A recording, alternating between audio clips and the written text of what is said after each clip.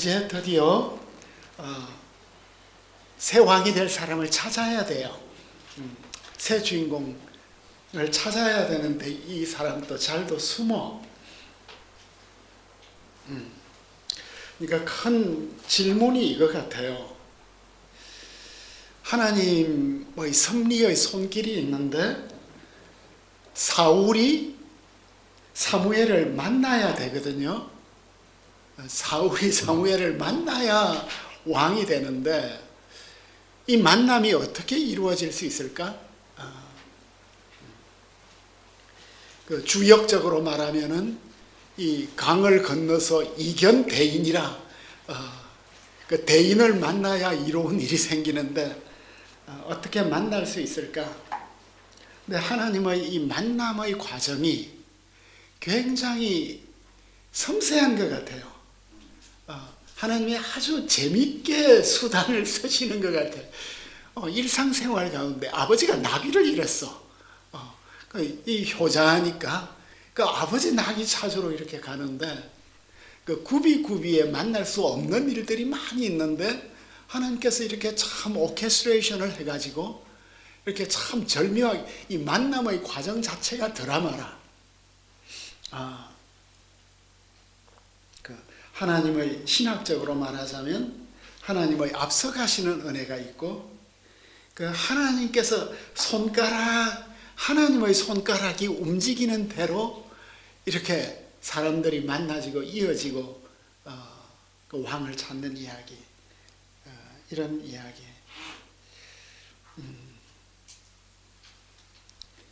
이 이야기가 이제 시작이 되겠습니다. 그래서 우리 들어가 보면 이제 드디어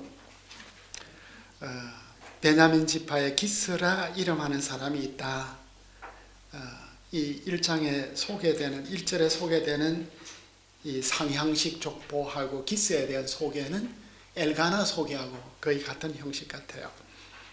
그는 유력한 사람이다.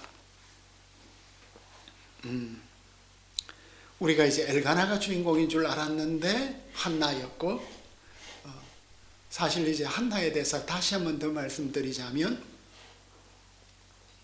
이스라엘 왕정의 국부는 사무엘이잖아요. 독일에 가면 루터가 국부예요. 그냥 종교개혁자가 아니라 그 루터의 위상이 그만큼 큰데 그 사무엘이 국부 같으면 우리가 누구를 국모라 할 수 있을까? 이스라엘 왕정의 다윗 왕정의 국모는 한나 같아. 한나가 국모 역할을 하는 참 우리가 생각한 것보다 훨씬 더 큰 인물이었습니다. 다시 이제 여기에서 기스가 주인공인 줄 알았는데 기스의 아들이 주인공으로 등장하는 모습이 나타나고 베냐민 지파의 사람으로 등장하고 있고 유력한 자 기볼 하일인데 여기에서는 기스를 가리키고 있는 사람, 권세의 사람, 힘쓴 사람, 용사로도 사용되지만 특별히 지주로서 귀족이 된 자, 부유한 시민으로서 그러니까 사울의 집안은 굉장히 좀 가문의 역사도 깊고 또 부유하고 훌륭한 집안이었던 것 같습니다. 보아스나 여로보암이나 이런 사람들, 종들과 나귀들을 가지고 있는 부유한 집안 아들인데 사울은 준수한 청년이었다. 멋진 청년이었다. 키는 모든 백성의 어깨만큼 컸다고 말하고 있습니다. 1절과 2절이 짝을 이루고 있죠. 베냐민 지파의 한 사람이 있었던 것처럼 기스에게 아들이 있고 베냐민 지파의 사람이 기스인데 기스의 아들은 사울이고 기스는 유력한 사람이었는데 이게 절정이죠. 기스의 그 캐릭터 유력한 사람이었다. 그 집안에서. 근데 사울의 캐릭터는 준수한 청년이었다. 유력한 집안에. 바후르 베토브인데 멋진 청년이에요. 왜 사울에 대해서 신체적 용모를 묘사하는가? 그런데 신체적 용모에 대한 묘사라기보다 성격과 인격을 표현한다고 하는데 주무라가 압살롬에게는 이 단어 대신에 외모를 중시하는 아름다운 사람 이슈 야페가 나오고 여기에서 바후르는 선택된 자라는 이중적 의미를 가지니까 어쨌든 사울은 키가 큰 사람이었는데 바후르베 토브예요. 잘생긴 청년으로 등장하고 있습니다. 그래서 옛날에는 그 잘생긴 사람이 왕의 키가 굉장히 중요했습니다. 그 아우라를 가지고 있다. 사르곤도 이렇게 이제 묘사되고 있고 길가메시도 이렇게 멋진 외모가 소개되고 있죠. 그래서 이제 3절에 가면은 아버지가 나귀를 잃었는데 너는 집사장을 데리고 가라. 여기 이제 이름 모를 사람이 나오는데 사환이라고 했는데 이 사환은 아무래도 그 사울 집안에 굉장한 사람 같아요. 시야도 넓고 뭐 아는 것도 많고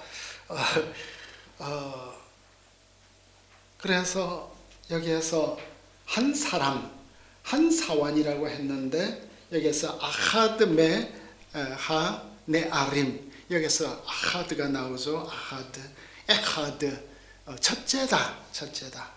그 창세기 1장 5절의 첫째 날처럼 한나가 첫째인 것처럼 여기서 첫째 종이니까 아무래도 집안일을 총괄하는 집사장이라고 할 수 있지 않을까 그렇게 번역을 해보았습니다. 그래서 이제 사무엘서 기자는 후대 사람은 분명히 아닌 것 같아요. 사무엘서가 최종적으로 써야진 것은 이제 복음주의하고 비평 사이에 좀 갭은 있지만 어쨌든 여기에 나오는 상세한 지명들 이런 묘사들을 볼 때는 다윗 왕정 초기의 모습 그래서 에브라임 산지와 살리사 땅으로 두루 다녔고 살림 땅으로 갔고 그곳에 없었고 베냐민 땅을 두루 살펴보았다. 여러 지명들이 여기에 등장하고 있습니다. 근데 찾지 못했다가 두 번 반복되고 있는데 드디어 수읍 땅에 이르렀습니다. 에브라임 5절로 가니까 그들이 수읍 땅이 이른 때에 이제 사울의 모습이 등장하고 있죠. 집사장에게 이르되 이제 돌아가자. 내 아버지께서 암나기 생각은 고사하고 우리를 위하여 걱정하실까 하노라. 그러면은 이 말을 표면적으로 보면 사울은 굉장히 사려 깊은 아들 같아요. 아버지가 우리 걱정 너무 많이 할 것 같다. 그런데 이 집사장은 새로운 방향을 제시해 주네요. 사울에게는 뭔가 끈질긴 지점이 없는 것 같기도 하고 아버지 걱정하면서 그냥 돌아가고 싶어하는. 근데 이 집사장이 보소서 이 성읍에 하나님의 사람이 있는데 존경받는 사람이다. 하나님의 사람이 있다. 그리고 그가 말한 것은 반드시 다 응한다. 존경받을 뿐만 아니라 영험이 있다. 그러니까 이 선지자 사무엘이 말한 모든 예언은 다 성취되는 참 선지자다. 우리가 지금 그리로 한번 가봅시다. 혹시 우리가 갈 길을 가르쳐 줄까 합니다. 그러니까 그 성경이 놀라운 것은 이런 다양한 대화를 통하여 어투까지도 우리에게 교육을 해주죠. 우리 아이들이 자라면서 어른들에게 또 동료들에게 어떻게 말을 해야 될까? 우리가 지금 거기로 갑시다. 신중하고 주도적이고 예의 바르고. 그런데 그가 혹 우리가 갈 길을 가르쳐 줄까 하나이다. 가르쳐 주다가 나가드네요. 나가드가 좀 특이한 단어죠. 사울이 나기드가 되는데 여기에 가르쳐 줄까 하나이다 하는 이것은 어떤 사울의 운명에 대한 암시가, 그리고 우리가 갈 길을 말하는데 이 구가 특별한 것 같아요. 우리가 가야 할 길, 길인지 우리가 갔던 길인지 문자적으로 보면 우리가 갔던 길이네. 그러니까 우리가 갈 길, 우리가 갔던 길, 우리가 가야 할 길. 지금 사울은 아버지 암나기 생각밖에 안 하는 것 같아요. 그런데 이 집사장은 우리의 여정이 무엇인가? 우리는 지금 일상생활하고 있는데 이 집사장은 이 사울이 가지고 있는 이 인생의 여정이 뭘까? 우리 여정의 목적이 처음부터 무엇이었는가? 그 선지자가 우리 여정의 전체적인 목적을 우리가 생각한 것보다 더 큰 것을 가르쳐 줄까 하나이다. 근데 사울이 또 가정교육을 잘 받은 것 같아요. 선지자 만나러 가려면 뭔가 드려야 되는데 고민하는 것 같아요. 이제 사흘 이상을 이렇게 다녔기 때문에 먹을 것도 다 떨어졌고 돈도 다 떨어졌어. 예물, 여기에서 슈라가 나오네. 슈라 하팍스예요. 여기에 단 한 번 나오는. 고대 세계에서 선지자 도움을 받을 때 선물을 가져가는 것이 있는데 이게 여행자의 선물이냐, 상담 경비냐, 인사 선물이냐, 인터뷰 비용이냐, 이런 다양한 해석들이 있습니다. 그런데 사환이 뭐라고 대답해요? 보소서, 내 손에 은 한 세겔의 4분의 1이 있습니다. 요게 참, 내가 찾았어요. 내게 돈이 있어요. 하면 사울이 미안할까봐. 내 포켓에서 이 은 4분의 1 세겔이 나왔네요. 이게 웬일이지? 나 상상도 못했는데. nim자, 내가 찾았어요가 아니라 예상외로 돈이 놀랍게 나타났네요. 그러니까 사울하고 굉장히 친밀한 관계. 그러니까 박영선 목사님이 참 놀라운 것이 부목들하고 늘 당구만 치잖아요. 테니스만 치고 뭐 시키지 않고 참 특이한 분이야. 그러니까 가까이 부목들하고 살고 늘 소통하고, 박 목사님 방 있으면 바로 앞에 부목방들이 있고 장로들 방은 따로 보내고 그러니까 수시로 소통하는 친밀한 관계가 이루어지는.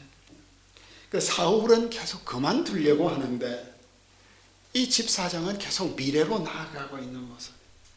이 사람에게도 영적 기질이 있는 것 같아요. 그 사울보다 더 주도적인 이런 모습. 그리고 결정적 개입하고 올바른 정보 제공하고. 은 4분의 1은 2.8g 하나님의 사람으로 섬기는 종의 모습을 이 사람에게, 지도력은 본성상 섬기는 사람에게 부여된다. 지도력은 누구에게 주어지느냐? 섬기는 자에게 주어진다. 이게 성경적이 되겠죠.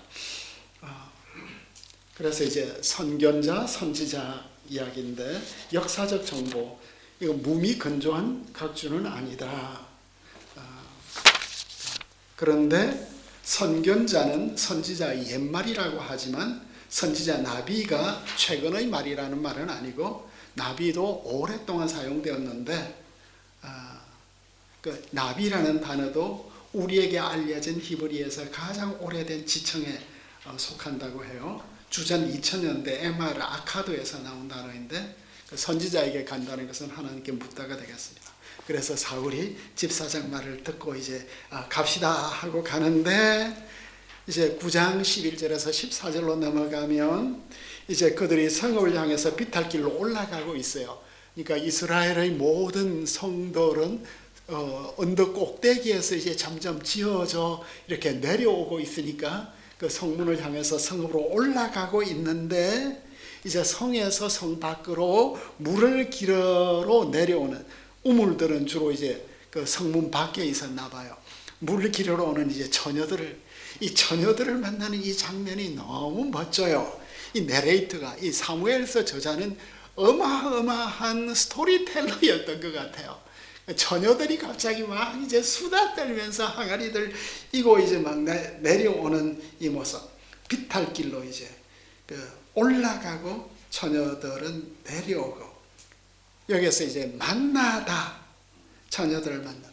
이 9장 10장에서 제일 중요한 키워드가 만나다예요. 만나다, 찾다와 만나다. 그 우연찮게 이 처녀들이 선지자를 만나는 이 일을 하고 있습니다. 그 대부분의 이탈리아나 그리스나 터키나 팔레스타인 여자들은 물 항아리를 이고 다녔다. 우리 어머니들이 물 항아리 이고 다니던 그런 모습. 그 남자들은 물 깃는 일들이 별로 없었나 봐요.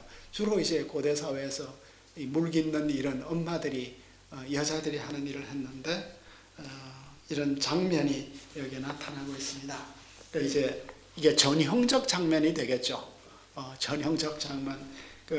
아브라함의 종이 리브가를 구할 때 우물가에서 만나고, 그 다음에 야곱이 라헬을 우물가에서 만나고, 그 모세가 우물가에서 십보라를 만나고, 예수님이 사마리아 우물가에서 만나는 이 전형적 장면. 그리고 이제 왕건도 자신의 아내를 우물가에서 만나는 이야기 아세요? 왕건이 이제 막 군사훈련하고 그 말 타고 다니다 목이 너무 말랐어. 그런데 우물가에 갔는데 처녀들이 있었어.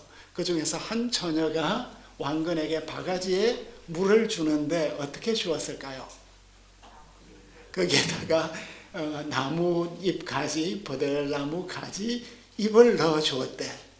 그러니까 물을 벌컥벌컥 마시면 이제 또 어려운 일이 발생할 수 있으니까 이걸 불어 가지고 마셔라. 그래서 너무나 지혜로운 여인을 만나 가지고 왕건이 결혼을 했다는 이야기가 있죠. 그 우물가 이야기가 있는데 지혜 모티프가 되겠습니다. 그래서 이제 뭐라고 묻죠? 이 사울 일행이 선견자가 이 동네에 있느냐 하니까 이제 이 여자들이 뭐래요? 첫 마디가 그럼요 하여 그럼요. 보소서 그가 당신보다 앞서갔어요. 빨리 가세요. 그가 오늘 성에 들어왔어요. 그러니까 처녀들 수다가 이제 막 13절 들어가면 바로 만나요. 너무나 자세한 정보들. 왜 이럴까요? 여자들 말. 그 다음 페이지에 보니까 12절에서 13절까지 저기 그가 있어요. 보세요. 당신 앞에 있어요. 서두르세요. 지금 오늘 왔어요. 제사가 오늘 산당에 있어요. 산당에 들어가기 전에 만나. 그러니까 사울을 보고 이 처녀들이 너무 흥분한 것 같아. 별로 남자 같은 남자들을 못 보다가 와. 너무 멋진, 너무 준수하고 크고 너무 멋진 장면 같아. 우리 연구소에도 이제 우리 여자 스태프들이 있을 때 내 멋진 이 조교가 오면 막 방에서 나와가지고 얘들에게 이런 모습이 있었나 하여 얘들이 오늘 왜 이러지? 내가 한 번도 친절하지 않았는데 그 자연적인 어떤 그 만남. 야, 사울이 얼마나 매력적이었나. 그 장면이 연상이 될 너무나 라이브한 드라마틱한 이런 장면.